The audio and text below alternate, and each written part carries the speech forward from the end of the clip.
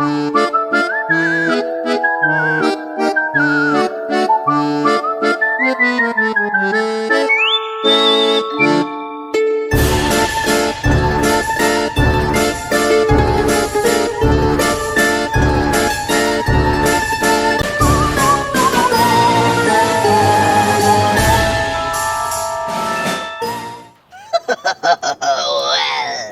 good evening, my ghouls and goblins.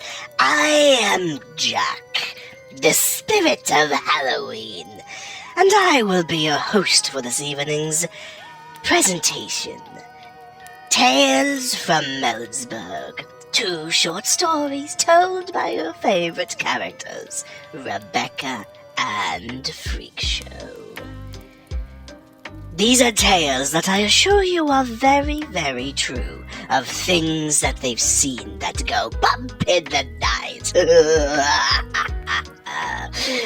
So, come one, come all, gather round the fire, grab some candy, and maybe one of those delightful pumpkin-flavored drinks, as we begin the first tale. The Thing I Saw in the Garden, from Rebecca Glass. I remember one time when I was a kid, I think maybe 9 or 10 years old, I woke up in the middle of the night really, really thirsty. So I went downstairs to get a glass of water from the kitchen. Now, our kitchen had this big window above the sink that stretched over half the wall, so you could basically see the entire garden if you were standing at the sink.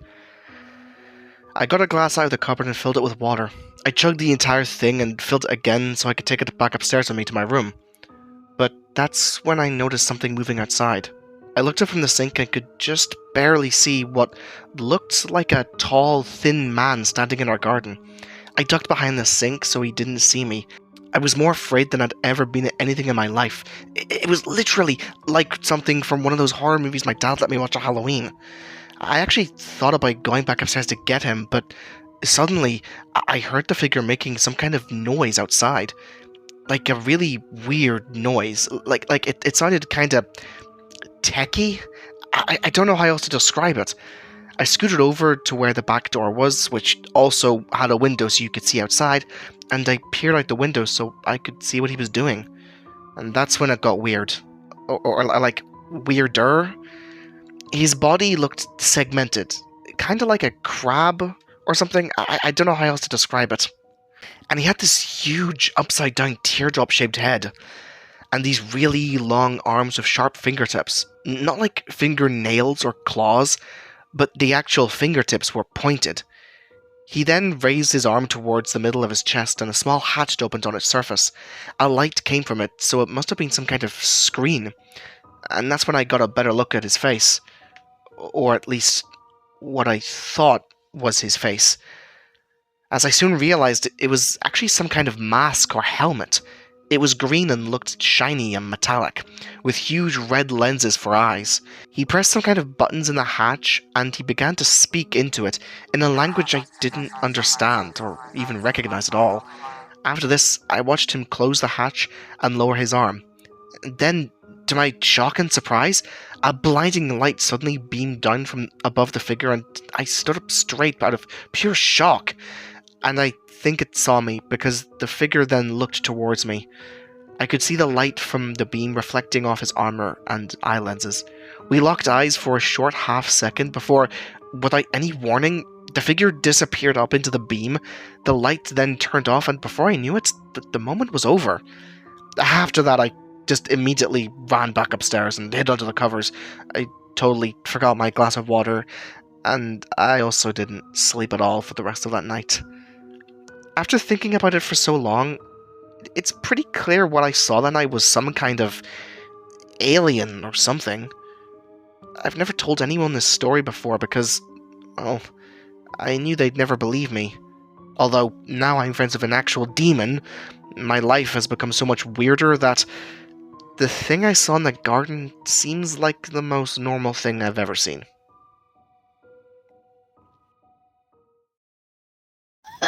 Oh, how delightful! An alien story? They're quite rare nowadays. But no time to dwell on that. Let's move on to the next story. But I should warn you, this one is not for the faint of heart.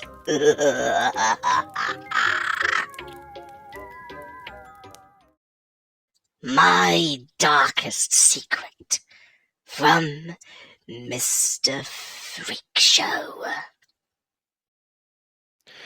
You may think of me as a kindly demon, with suave charm and exquisite mutton chops, and while that last part is most certainly true, I haven't always been so benevolent.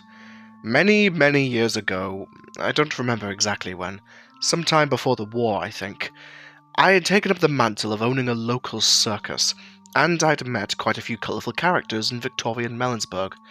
And one I consistently saw around the grounds of the circus was an old homeless man. His name escapes me currently, but I remember we had formed a sort of friendship, as I would sometimes allow him to eat for free at the circus. He was shabby, but kept a kind look in his eyes, and he was always so happy to see me, even before I'd even begun giving him food. Perhaps he was simply lonely.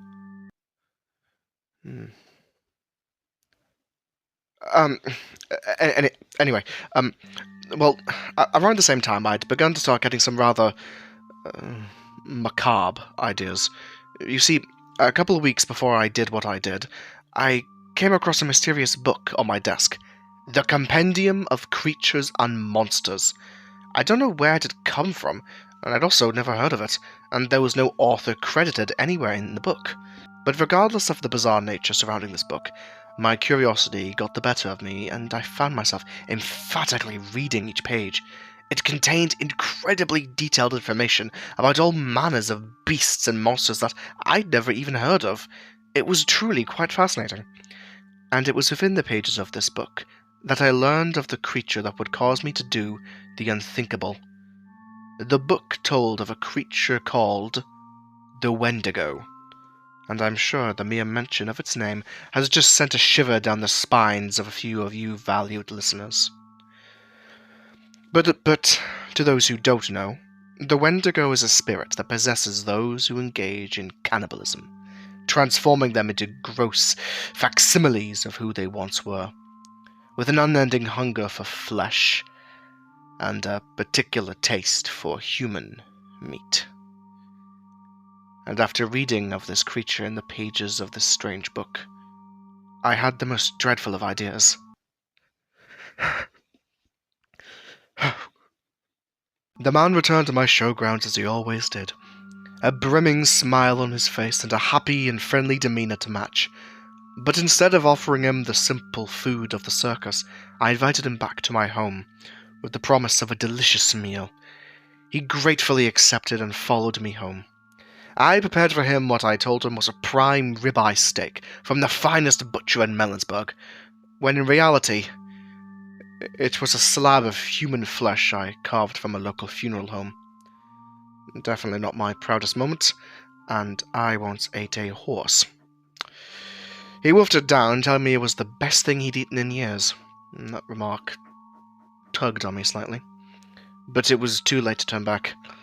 I invited him down into my basement, where at the back was a door leading further down into a wine cellar that I told him was filled with the finest drinks one could imagine, which also couldn't be further from the truth. It hadn't been stocked for a long time, as alcohol has little effect on me. Once he was inside the cellar, I slammed the door shut and locked it, trapping him inside to begin his grotesque metamorphosis. It began with him pleading to be let out of the cellar, begging to leave. Days went by, and he became hungry. His pleas for freedom became harrowing screams, both from the hunger and his body beginning to change. At one point, I'd gone down into the basement to get a better listen at him, and I heard his bones disjointedly snapping and popping. And after a few more days, his screams had turned to maddened wailing, and after that, there was nothing. All sounds from the cellar stopped completely. No more wailing, no more shuffling from him moving around his subterranean home. I thought maybe the transformation had proved too much for him, and he had died before it completed, which, from my reading, was quite common for the Wendigo. And so I did something that I now, many years later, have come to regret. I unlocked the door and descended into the cellar. My kind can see very well in the dark. However, pitched black darkness still poses a bit of an issue for us. And so, once I was in the cellar, I had a hard time seeing exactly where he was. However, I didn't have to wait to find out. Suddenly, from behind me, I heard an ear-shattering scream. I whirled around just in time to see a spindly human shape with long arms and legs jumping at me from the shadows. I dodged the initial attack and prepared to fight him, but before I knew it, he was crawling up the passage towards the basement door like a spider. And by the time I'd exited to the ground floor of the house, he was gone, leaving behind only a broken window in my kitchen. Behind my home is an area of bushes which leads into a thick forest which borders into the next town over. I never saw him again, but I heard the screams every night.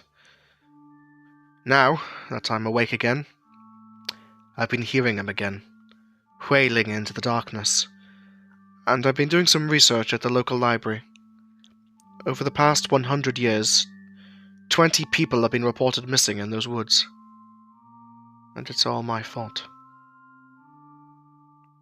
And so, with that in mind, once I finish telling you my story, I'm going to do something I should have done a long time ago.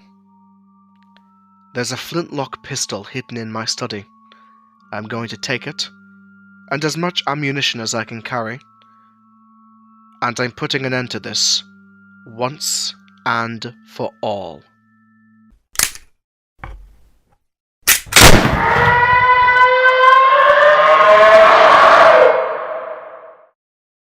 Well, that certainly was a harrowing tale, no?